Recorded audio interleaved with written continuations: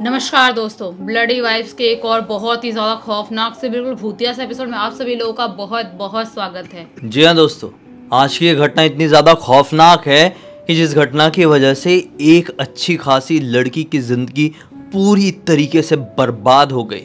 4 साल हो गए इस घटना को घटे हुए, लेकिन आज भी इतना ज़्यादा डर बैठा हुआ है ना उस चीज़ का उस लड़की के मन में कि मैं क्या बताऊँ। आप खाली कहानी सुनिए, खुद समझ जाएंगे। दरअसल 2019 के नवरात्रि के दौरान ये घटना उसके साथ घटी थी। खुशी नाम की ये लड़की गुजरात के एक छोटे से टाउन में बड़े अच्छे से अपने परिवार के साथ रह रही थी। किसी तरह की कोई टेंशन नहीं थी। इन लोगों का घर एक अच्छे खासे वेल सेटल्ड अपार्टमेंट में था। फर्स्ट फ्लोर में घर था, तो ये लोग कोई लिफ्ट का यूज़ नहीं करते थे। बढ़िया सीढ़ियों से ही अपने घर में आना जाना करते थे। ये तो हो गया घर का नक्शा, क्योंकि ये बताना ज़रूरी था। आप लोगों को समझेगा आगे मैंने क्यों बताया ये। तो नवरात्रि का टाइम जब भी आता था तो खुशी बहुत ज़्यादा खुश हो जाती थी कि मैं गरबा खेलने के लिए जाऊंगी। अब जहाँ पर गरबा का वो सम्मेलन जैसा होता था, मतलब गरबा का आयोजन किया जाता था, वो इनके घर से लगभग 1.5 किलोमीटर की दूरी पर था। शाम के समय गरबा शुरू हो जाता था और लेट नाइट तक चलता था। खुशी हमेशा जाती थी। कभी उसके पापा लेने को आते थे, कभी उसका भाई उसको लेने को आता था, क्योंकि लेट नाइट ख़त्म होता था ना। अब 2019 वाले गरबा में हुआ ऐसा कि भाई खुशी के पापा की थोड़ी सी तबीयत खराब हुई और खुशी का जो भाई है उसके एग्जाम्स आने वाले थे कुछ ही टाइम में, तो पढ़ने में बहुत ज़्यादा इन्वॉल्व हो गए। तो खुशी ने भी इस बात को समझी और बोली कि आप लोग टेंशन मत लेना, मैं रात के समय अपनी फ्रेंड्स के साथ आ जाऊँगी। खुशी की कुछ फ्रेंड्स थी जो कि इसी अपार्टमेंट में रहने वाली थी और वो भी रात के वक्त खुशी के साथ लौटती थी और शाम को खुशी के साथ ही जाती थी। तो घर वाले भी बेफिक्र थे कि बचपन के दोस्त थे, चलो एडजस्ट कर ही लेंगे। लेकिन वो नहीं जानते थे ना कि आगे कौन सी अनहोनी इनका इंतजार कर रही है। नवरात्रि का दूसरा या तीसरा दिन रहा होगा। इस दिन क्या होता है कि खुशी की फ्रेंड्स आती ही नहीं है। ये सोचती है कि चलो यार नहीं आई तो मैं तो जाऊंगी, क्योंकि खुशी को बहुत बहुत ज्यादा पसंद था। वो पहुंच गई, बढ़िया से गरबा खेलिए। यहाँ पे कुछ और भी दूसरे फ्रेंड्स थे जो मिलते जुलते रहते थे, तो उनसे भी अच्छी दोस्ती हो गई थी। बढ़िया से उन लोग साथ गरबा खेल रही है। रात के तकरीबन 9 साढ़े 9 बजे खुशी को ये आभास होता है कि खुशी को कोई तो पीछे से देख रहा है बार बार। ऐसा होता है ना कि हम कुछ भी कर रहे हों और हमें बार बार कोई घूर रहा हो तो हम समझ जाते हैं कि घूर रहा है क्या। फिर चाहे वो नज़र चुरा ले, लेकिन हमको समझ में आ जाता है। तो खुशी को भी समझ में आया कि मुझे पीछे से बार बार कोई देख रहा है। वो पलटकर देखती तो किसी को भी नहीं पाती।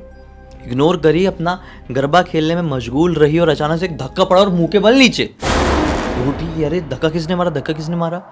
तो बाकी फ्रेंड्स ने भी उठाया और बोले नहीं हमने नहीं मारे, हम तो तेरे बाजू में और तेरे सामने खेल रहे थे, पीछे तो कोई भी नहीं था, कैसे गिर गई तू। इतनी देर में खुशी का मूड बहुत डाउन हो गया था, क्योंकि उसे लिटरली फील हुआ था कि किसी ने धक्का मारा है। उसे लिटरली थोड़ी देर पहले फील हुआ था कि कोई छुप छुप के उसको देख रहा है। मूड अपसेट हो गया, तो उसने डिसाइड की कि अब जाती हूँ घर। अरे अब समझ में, अरे टाइम बहुत ज़्यादा हो गया, मुझे तो एक्चुअली घर चले जाना चाहिए था। अब तक टाइम हो रहा था लगभग 12:45 बजे का, 1 बजने ही वाले थे, मतलब कुछ ही मिनट बाकी थे 1 बजने को। इसने सोची निकलना पड़ेगा, लेकिन आज इसको अकेले जाना था। इसने सोची कोई नहीं, बाहर निकलती हूँ, कोई ऑटो रिक्शा वगैरह ऐसा मिल जाएगा, उससे बैठ के बढ़िया घर पहुँच जाऊँगी। लेकिन ये जहाँ पे आयोजन हो रहा था वहाँ से बाहर निकली है तो पाई कि एकदम सुनसान सड़क, कोई है ही नहीं। भाई जितने भी लोग जाग रहे होंगे वो यहीं पे थे, नहीं तो अपने घरों में सो रहे थे। सड़क में कोई नहीं था। छोटे टाउन्स में नॉर्मली 1 बजे के आसपास तो पूरा सुनसान वीरान हो जाता है। चाहे वो नवरात्रि का टाइम रहे, दिवाली का टाइम रहे, कोई भी लोग सेलिब्रेट करके सो जाते हैं 1 बजे तक। इसने देखी कि खाली सुनसान है, क्या करूं यार, कोई रिक्शा ऑटो ऐसे आते हुए दिखाई नहीं दे रही है। थोड़ी देर रुकी और सोची कि यार अब तो 1 बजे से भी ऊपर का समय हो गया और घर ज़्यादा भी दूर नहीं है, सिर्फ 1.5 किलोमीटर है। पैदल निकल चलती हूँ, रास्ते में कोई साधन मिल जाएगा तो ले लूँगी, है ना, हेल्प ले लूँगी। ऐसा करके वो निकल पड़ी। देख रही है कोई तो आ जाए, कोई नहीं मिला। इस पूरे रास्ते में इसको कुछ ऐसा गड़बड़ी वाला एहसास भी नहीं हुआ। ये पहुंच गई अपने घर के अपार्टमेंट के सामने, यही कोई 10-15 मिनट में। जैसे जाके रुकी है, अचानक से फील हुआ कि पीछे कोई आया। अभी तक फील नहीं हुआ था पूरे रास्ते में। अब पलटी तो पीछे कोई नहीं है, लेकिन एक अजीब सा डर मन में लगने लगा, एक अजीब सा गंदा सा डर, जैसे कोई तो कुछ गलत करना चाह रहा है इसके साथ। ये हनुमान चालीसा पढ़ने लगी और हनुमान चालीसा पढ़ते पढ़ते ये अपने अपार्टमेंट के अंदर घुसी और सीढ़ियां चढ़ने लगी। लेकिन सीढ़ियों में भी जब ये चढ़ रही थी तो ये अकेली नहीं चढ़ रही थी।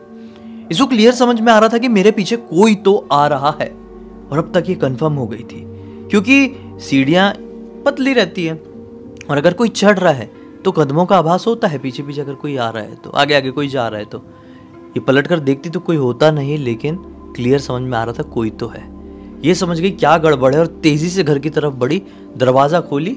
अब तक घर के लोग जाग रहे थे, कुछ रहा होगा रीजन, बातचीत कर रहे होंगे, खाना वाना हो गया था, जाग रहे थे। बोले आ गए खुशी, चल आजा आजा खाना लगा देते। खुशी ने बोली नहीं खाना नहीं खाऊंगी, आज मन नहीं कर रहा है, वहाँ पे मैंने नाश्ता वगैरह कर ली थी। कुछ झूठ बोल दी, मन नहीं किया। तुरंत गई, मुँह हाथ धोई, अपना मेकअप वगैरह उतारी, और इसको अजीब सा वैसे ही डर मन में लगा हुआ था, सोने के लिए पलंग में लेट गई, अपना दरवाज़ा अंदर से बंद करके। अब रात के तकरीबन 2:15 बजे हुए थे और इसको ऐसा फील हुआ मेरे कमरे में कोई तो एंटर किया, नींद में थी, और अचानक से पेट में आके बैठ गया। इसको बड़ा अजीब लगा। ये अपनी आँख खोलती उससे पहले पूरा शरीर इसका ऐसा लगा जो बैठा हुआ है वो हिलाने लगा। तो ये डर गई और जोर से चीखी। अब जोर से चीखी तो जितने लोग घर पे थे, कुछ लोग सो गए थे, कुछ लोग जाग रहे थे, भागते हुए यहाँ पर आए। और खुशी को मालूम है कि भागते हुए लोग यहाँ पर आए हैं और मेरे ऊपर कोई बैठा हुआ मुझे दिखाई नहीं दे रहा, लेकिन पेट में अजीब सा दर्द हुआ है कि अपना चिल्लाना भी रोक नहीं पा रही है। चिल्लाई जा रही है, ये कंट्रोल करने की कोशिश कर रही है खुद को, लेकिन रोक नहीं पा रही है। इसके मुंह से अपने आप गालियां निकलने लगी है, रोकना चाह रही है लेकिन अपनी जुबान पर कंट्रोल नहीं, अपने शरीर पर कंट्रोल नहीं। समझ में सब आ रहा है, लेकिन ये ऐसा क्यों कर रही है इसको खुद को नहीं मालूम। अब इतनी ज्यादा चिल्ला चोट हो गई तो सोसाइटी के भी आजू बाजू वाले लोग भी आ गए। इसके पापा ने, इसके भाई ने इसको संभालने की कोशिश की है।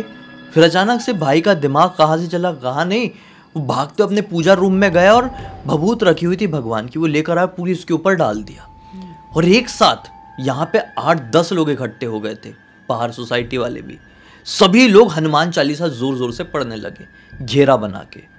इसके हाथ में जो आ रहा था उठा के फेंक रही थी, किसी के भी ऊपर वार कर रही थी। उसको सब मालूम है कि मैं ये कर रही हूँ, लेकिन क्यों कर रही हूँ ये समझ में नहीं आ रहा था, वो कंट्रोल नहीं कर पा रही थी। सब हनुमान चालीसा पढ़ रहे हैं, वो गाली दे रही है, वो कूद रही है, वो अपना सर पटक रही है। और फिर जब हनुमान चालीसा कंप्लीट हुई तो एक बेहोशी जैसी आ गई। अब इसको नहीं मालूम इसके साथ क्या हुआ। फिर बेहोशी जैसी आई तो सोसाइटी के लोगों ने बोले कि देखिए इसको संभाल के रखिए और इस कमरे को बंद कर दीजिए, क्योंकि अब कुछ ठीक समझ में नहीं आ रहा है। सुबह होगी तो किसी की मदद मांगते हैं, पता करते हैं कुछ हो सकता है क्या, क्योंकि ये पक्का बाहरी हवा है और बहुत खतरनाक वाली हवा है, क्योंकि इतने सारे लोग हम इकट्ठे हुए तब भी कंट्रोल नहीं कर पा रहे थे। तो खुशी के मम्मी पापा भाई ने समझे, इसको दरवाजे में बंद कर दिए। फिर क्या हुआ कि खुशी की जो मम्मी है उसने अपने भाई और अपने पापा को फ़ोन लगा दी, मतलब खुशी के मामा और नाना को फ़ोन लगा दी, जो कि इनके घर से ज़्यादा दूर नहीं रहते थे, थोड़ी ही आगे रहते थे। खुशी के मामा को झाड़ फूक करना आता था, इसलिए खुशी की मम्मी ने समझी थी कि उनसे एक बार डिस्कस करती हूँ कि क्या प्रॉब्लम है क्या नहीं।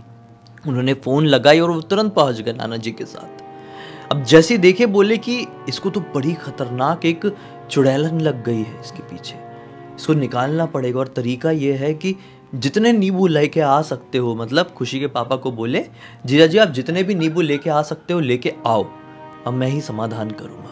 और बहुत कठिनाई वाली गड़बड़ वाली सिचुएशन क्रिएट हो गई है। अब किस्मत से खुशी के पापा के पहचान वाला था, एक मार्केट में दुकान लगाता था एक आदमी, उससे घर गए बाइक उठा के खुशी के भाई को लेकर, और किस्मत से अच्छे खासे नींबू मिल गए ढेर सारे।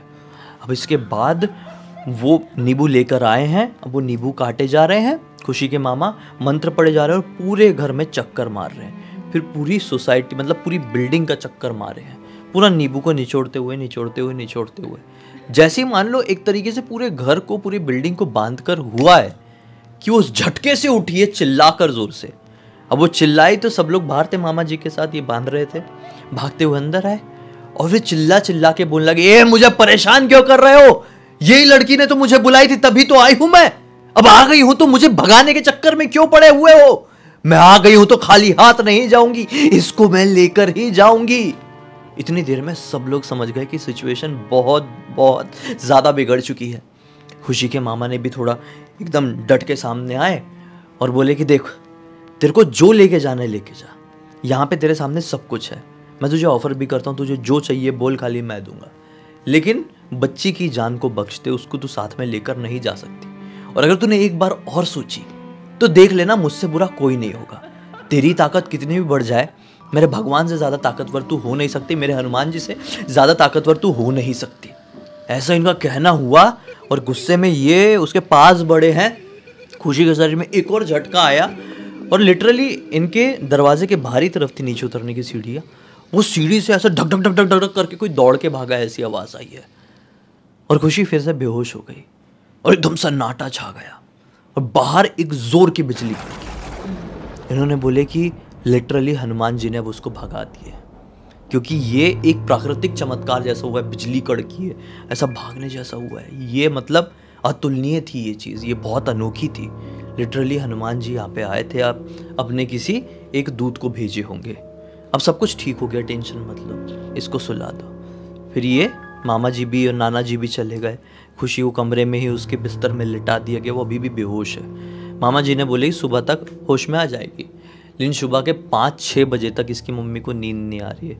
वैसे भी ऑलरेडी अभी तो 4:30 बज गए थे, नींद नहीं आ रही। फिर 6 बजे के आसपास जब इसको हाथ ला के देखे खुशी को, तो शरीर एकदम ठंडा पड़ गया, खुशी का एकदम ठंडा, और नब्ज जो है, हार्ट बीट जो है ना के बराबर चल रही है बिल्कुल।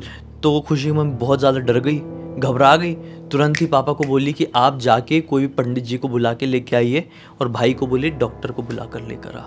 दोनों अलग अलग रास्ते में गए। डॉक्टर तो मिल नहीं पाए किस्मत से, पंडित जी पहले मिल गए। पंडित जी आए हैं, बोले ठीक है आप लोग इतना घबराओ मत, सब ठीक हो जाएगा, हम एक अनुष्ठान करते हैं। पंडित जी वहाँ पे बैठे हैं, एक छोटा सा हवन कुंड जलाए हैं, और फिर पता नहीं आंख बंद करके अकेले में थे, और फिर सबको बुला के बताए कि देखो आपके घर के आसपास कोई औरत रहती थी जिसने खुद को खुश कर ली थी कुछ दिन पहले, उसके 2 बच्चे थे। इन लोगों ने बोले हाँ हाँ घर के सामने वाली बात है। तो उनसे खुशी का बहुत लगाव था क्या? तो लोगों ने बोले हाँ हाँ, खुशी ने ना नवरात्रि शुरू होने से 1 या 2 दिन पहले ऐसा बोल दी थी कि काश काकी आज जिंदा रहती तो हम लोग साथ में गरबा खेलने गए होते, कितना मज़ा आता। और ये चीज़ वो आत्मा थी, वो भटक रही थी, उसकी अकाल मृत्यु हुई थी, उसने खुद को खुश की थी, अकाल मृत्यु होने की वजह से भटक रही थी और सुन ली, और उसने इसको इनविटेशन समझ ली। वो खुशी के साथ चिपक के गरबा में चली गई और गरबा से घर को आ गई। उसको बहुत अकेलापन महसूस हो रहा, खुशी से बहुत ज़्यादा लगाव है, तो वो खुशी को लेके जाने के लिए आई थी। वो तो अच्छी बात है कि खुशी के मामा जी ने सब संभाल लिए और आपने हमको इस समय पर बुला लिए। सब ठीक हो जाएगा, अभी आपको इंतज़ार करना होगा, नहीं तो कल सुबह मंदिर लेकर आ जाइए 10-11 बजे के आसपास। कुछ थोड़ा झाड़ फूँक किए हैं और डॉक्टर भी आए, डॉक्टर ने भी बॉटल वॉटल लगा दिए, जब तक बोले ठीक हो जाएगा। इसको फीवर थोड़ा ऐसा हो गया है, गड़बड़ हो गया, प्रॉब्लम हुई है, कमज़ोरी आ गई है। किस्मत से सुबह 10-11 बजे तक इसको प्रॉपर होश आ गया और सब कुछ ठीक हो गया। आज इस घटना को 4 साल बीत चुके हैं, लेकिन 4 सालों में खुशी ना आज तक नवरात्रि में गरबा जाने की हिम्मत वापस से जुटा नहीं पाई है। अभी भी ये बोलती है कि ऐसा लगता है कि मैं गरबा गई तो वैसे ही कोई कांड ना हो जाए। उसके दिमाग में वही चीज़ें आ रही होंगी कि अगर मैं जाती हूँ तो वापस से वो मुझे मेरे ऊपर चिपट ना जाए, वापस से मेरी ज़िंदगी में ना आ जाए। लेकिन ऐसा नहीं होता है।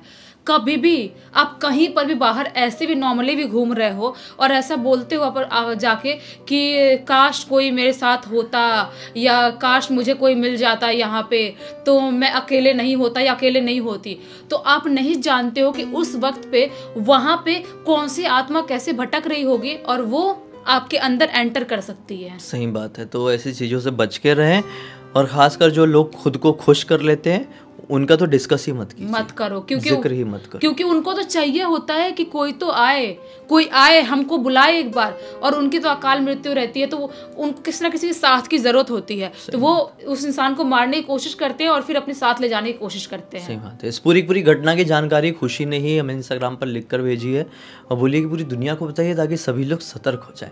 तो उम्मीद करते हैं अब तक इस वीडियो को देखे हैं तो लाइक ज़रूर कर देंगे, चैनल को सब्सक्राइब करके बेल आइकन दबा के ऑल के ऑप्शन में क्लिक कर देना, क्योंकि इसी तरह के हैरान कर देने वाले खौफनाक वीडियोस डेली आप लोगों के सामने लेके आते रहते हैं।